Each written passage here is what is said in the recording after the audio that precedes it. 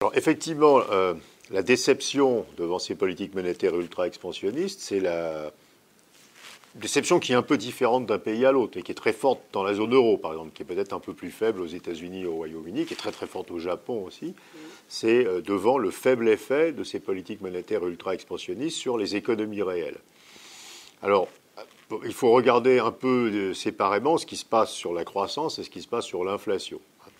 Sur la croissance, il faut revenir à cette question tout à fait centrale qui sont quels sont les canaux de transmission de la politique monétaire à l'économie réelle.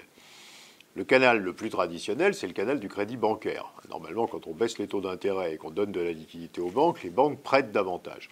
Ce canal, il n'existe pratiquement plus puisqu'on a tellement utilisé ce canal de transmission depuis le début des années 90 que les taux d'endettement des entreprises et des ménages sont extrêmement élevés. Le deuxième canal de transmission habituel, c'est le canal de la richesse.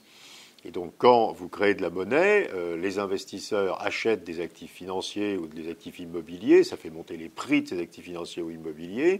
Et cette augmentation de la richesse pousse les ménages à consommer davantage et les entreprises à investir davantage. C'est des effets de richesse.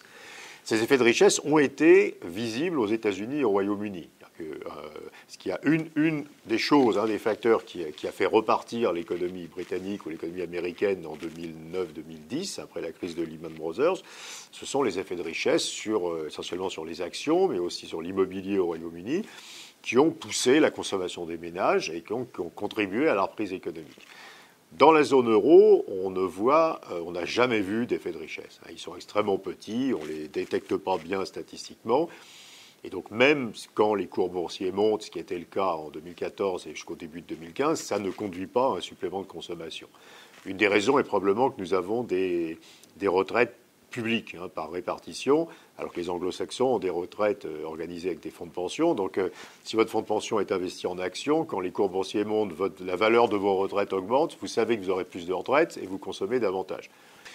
Troisième effet de transmission, on en parlait en réponse à la question précédente, qui est ce qu'on appelle le canal du risque. C'est-à-dire comme les banques centrales achètent les actifs peu risqués, les autres investisseurs, les assureurs, les caisses de retraite, sont obligés d'aller acheter des actifs risqués. Et donc c'est bon pour le financement de l'économie et ça fait baisser les primes de risque. Alors ceci, on l'a vu au début des politiques de quantitative easing.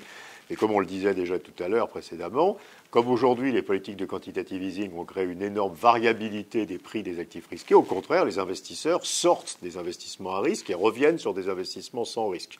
Donc le canal du risque, il a marché initialement et aujourd'hui, il ne marche plus du tout. Alors le seul canal qui a été effectivement déclenché à la fois dans la zone euro et au Japon, qui est le canal du taux de change. Le fait que quand vous créez de la monnaie, une partie de cette monnaie s'investit à l'étranger, et donc est investi en devise, et ça fait bien sûr baisser votre change. Donc on a une dépréciation de l'euro et une dépréciation du yen, qui ont eu des effets positifs, mais c'est des effets une fois pour toutes. C'est-à-dire une fois que la monnaie est dépréciée, progressivement, on perd les effets positifs. Donc on a eu au Japon un effet positif sur les exportations de la baisse du yen, d'aujourd'hui, il commence à disparaître, et on a eu dans la zone euro un effet sur les exportations de la zone euro de la baisse de l'euro, mais comme c'est quelque chose qui s'est produit à la fin de 2014 et au début de 2015, aujourd'hui, cet effet commence à disparaître. On ne peut pas déprécier sa monnaie tout le temps, quoi. On le fait une fois.